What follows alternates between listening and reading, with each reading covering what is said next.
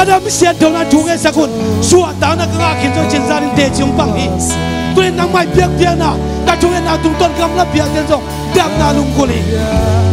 ina ke to pa mi pa to khom la ni hi hallelujah praise the Lord hallelujah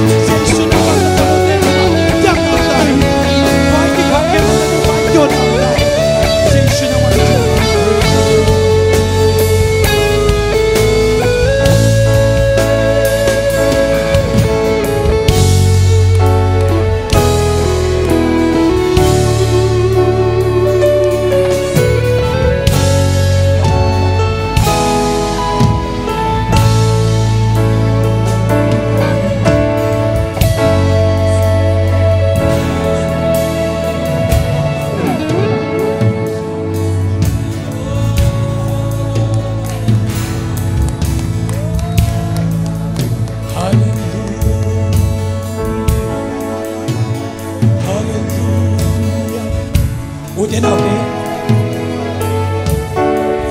tôi đã khi nào nắng lệ cái chung hết na nắng lệ cái việc việc na hang asuak ta đâu cầm trả hiền là suak ta na ngay uten nào để khát về chung hết lại đi hang à Isia ba tôi vẫn sẽ sắp xem na đi Tennessee district sunga cũng ngã miếng cái bể làm xe xe na đi Paul phía cái bể làm xe xe na đi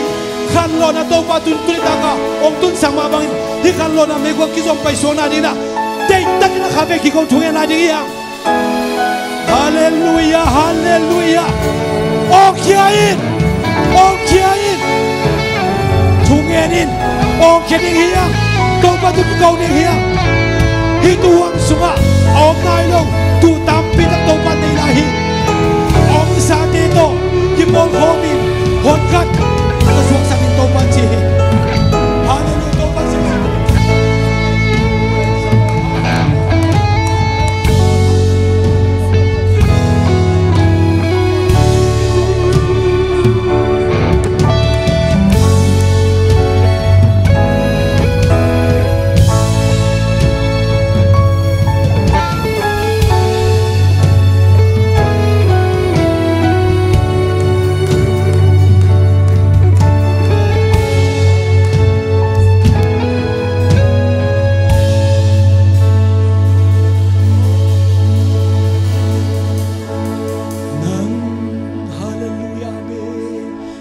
happy na to mayong pahintuin sa